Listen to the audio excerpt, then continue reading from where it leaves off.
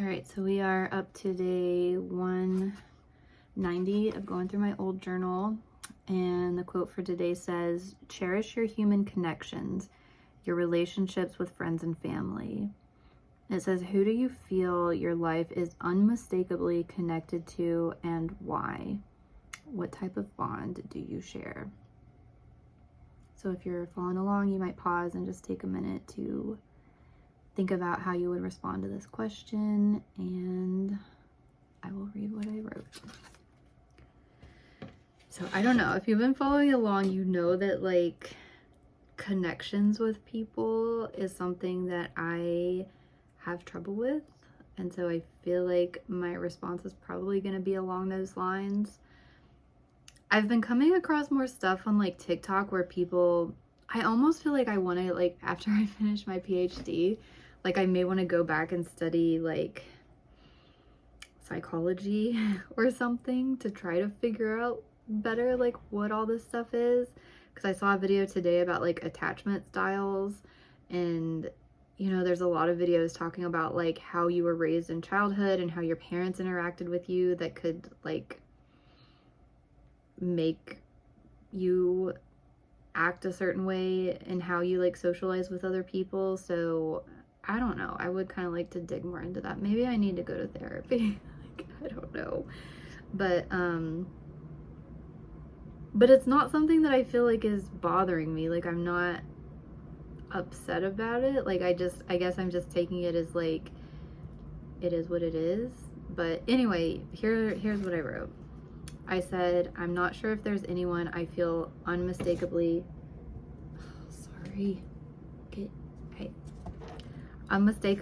connected to in the long term." I said for family, I'd say it was really only my grandpa. Even then, I wouldn't say the bond was extremely strong. And I would say there were times with my sister. I definitely remember like a few times,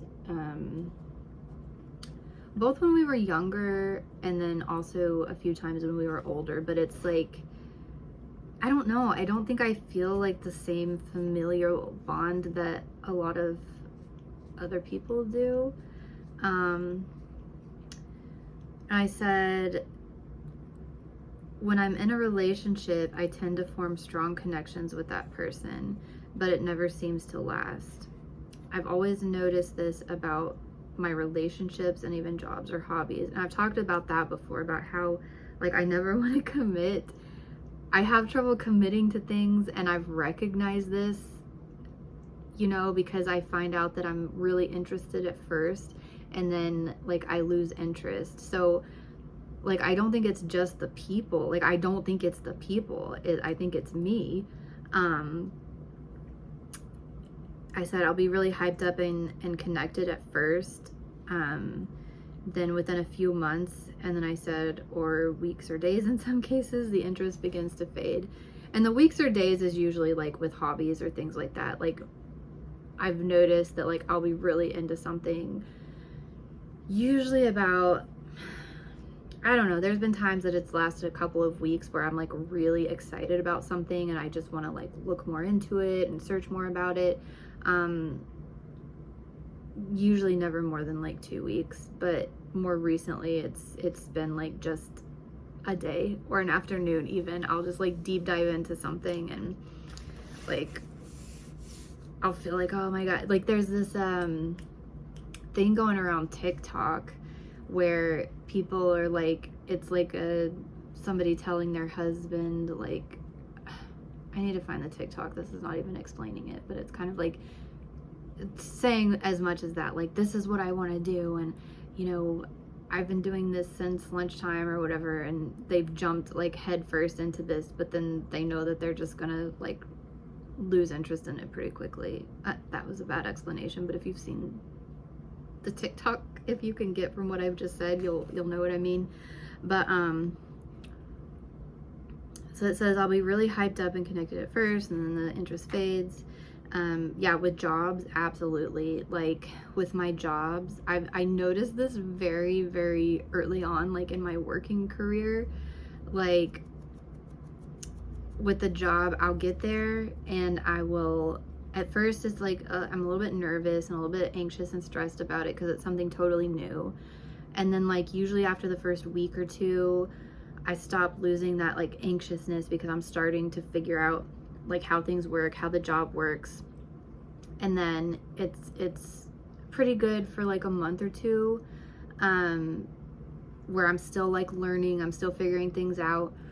And then it's like after a couple months, then I like kind of settle in and I kind of enjoy it because I'm like, okay, I've got this figured out. I'm doing really good at this.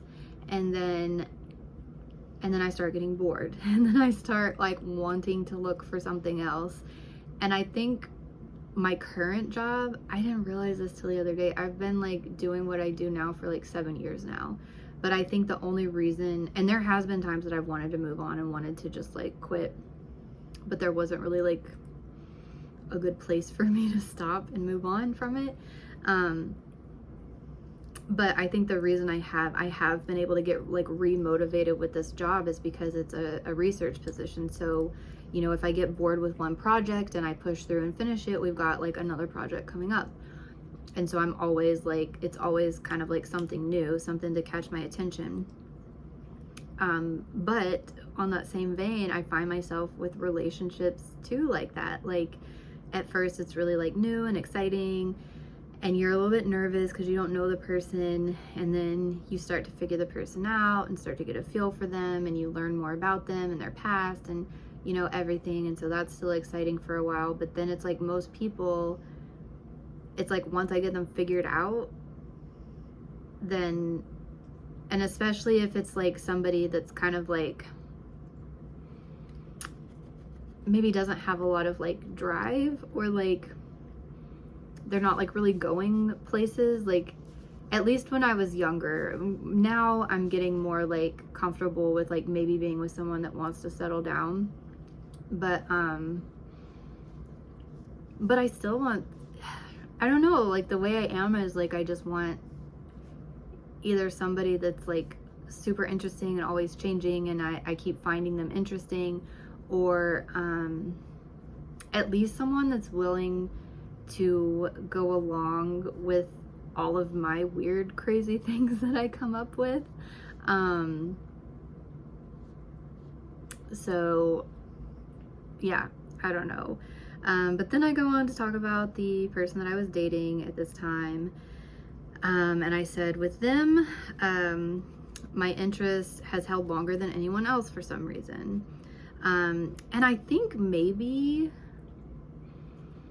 that might be part of the reason that, you know, they say like younger girls are always going for bad boys. Well, number one, I think when everyone's younger, a lot of guys are like would fall into that like bad boy category, because I think they're going through the same thing. Like they're not ready to settle down. They're still kind of searching and feeling things out. And like maybe that aspect keeps things interesting. They're still kind of like figuring themselves out and, you know, moving forward, and they haven't settled in, so that keeps them like maybe a little bit interesting. I don't know. And I've always thought, for me, I was like, well, maybe the reason I go for like, and everybody's definition of like bad boy changes, you know, like most of the guys that some people would say were bad boys, like in the context of like how bad guys can be, like they're not really that bad. But anyway, I said, yeah, this person kept my attention longer than anybody else. There have been times that I've wanted to and have cut ties with them, but even then I still felt connected to them. In those cases, I wasn't cutting ties because there wasn't a connection. It was because they were abusing that connection by treating me badly, and not like physical abuse, or even like verbal abuse or anything like that. It was just like cheating and lying about cheating. Like that was really it. Like everything else was like pretty good, actually. And I said, after everything they've done, I'm not sure that I'll ever be able to fully lean into that connection and commit to them. But I can't deny that we formed an extremely strong bond with each other. I guess only time will tell if that lasts. And I think part of the reason that I did have a connection with this person is because they were always like changing, and well, two reasons. Like,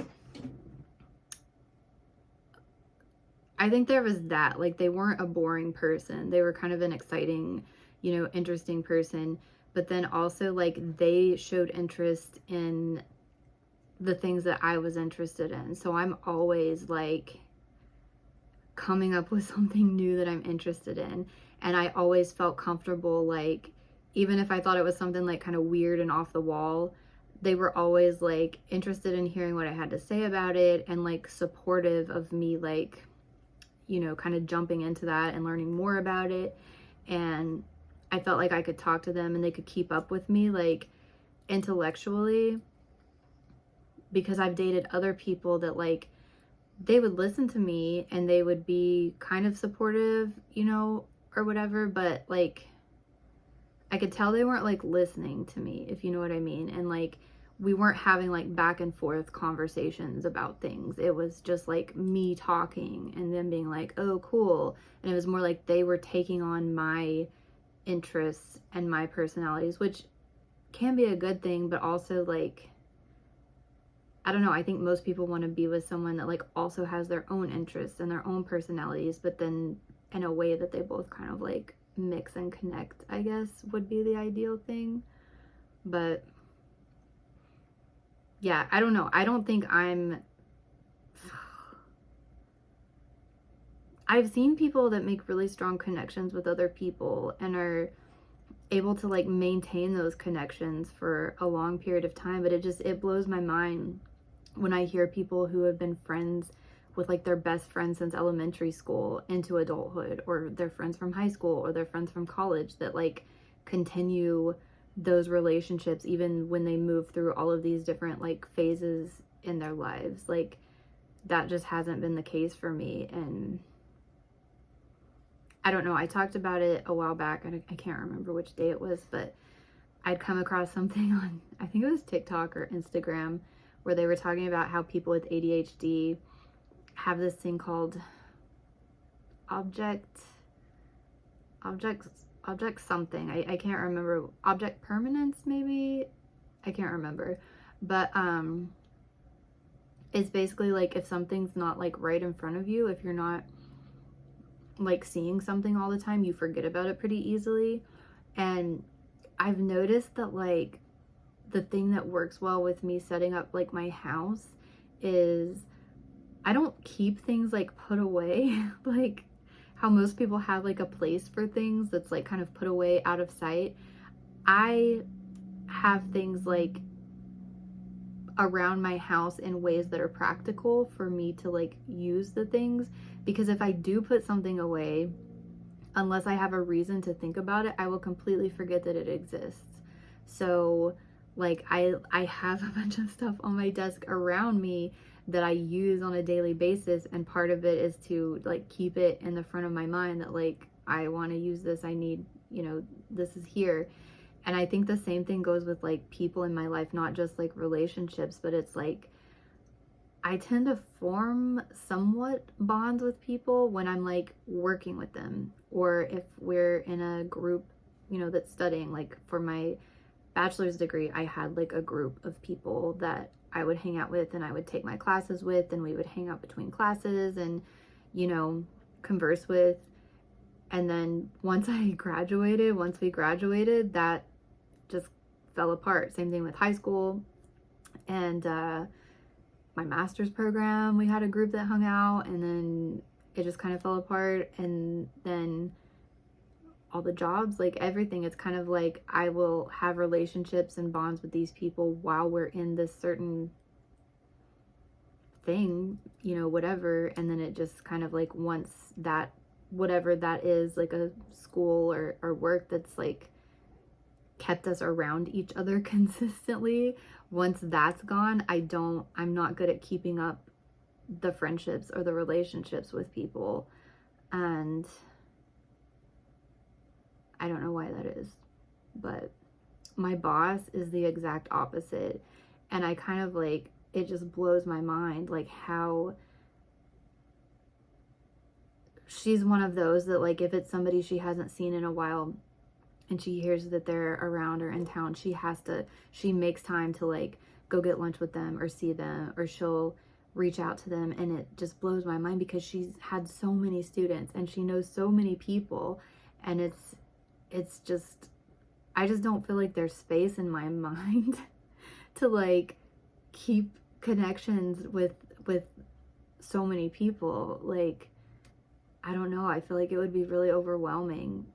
I wish I could be like that. Like, a lot of people love my boss and, you know, respect her so much and feel comfortable with her, and I feel the same way. But I don't know. That's the type of person I wish I could be, but I just don't know. I don't have the same personality as her, I guess. But yeah, and people say, you know, like all of work and all of this stuff, like that's not what's important in life. What's important, like this quote says, your human connections and your relationships and everything like that. And that kind of worries me because I'm like, if that's what's supposed to bring people happiness, is like these connections and these relationships, that's something that's probably like one of my biggest like weaknesses, is I'm not good at that. Like, if a person isn't actively trying to have a relationship with me, I'm not good at like maintaining relationships. And I see people on social media talk about like, you know, well, once you stop texting them, you know, stop texting everyone and see who keeps reaching out to you. And I get it. On the one hand, you don't want to be the one that's like constantly like reaching out and trying. But then on the other hand, like some people just aren't that type of person to reach out. But then on the other hand, you've got guys sometimes with like men and women, or I don't know, maybe girls do this a lot too. Like my experience is coming from the female side, having like guys that will constantly reach out. Like, you know, sometimes it's hard to know like what the people want. You know, it's kind of like, well, am I bothering them by constantly reaching out to them? And in some cases it is like girls are too afraid to like let a guy down, you know, because they don't know how the guy's gonna react by telling them like, hey, I'm not interested, could you like back off? And the guys just keep on. But then, like I said, in other times, like, that doesn't bother me. It's kind of like I like for the other person to be the one to reach out to me, because I just kind of forget. I just don't think about reaching out. So I don't know, maybe I'm complicated. But yeah, this is a hard question for me because I do feel like this is some place that I'm lacking, is like building bonds and relationships with people. Like long-term ones for sure. But anyway, that's what I have for that day. I'll be back tomorrow with day 191.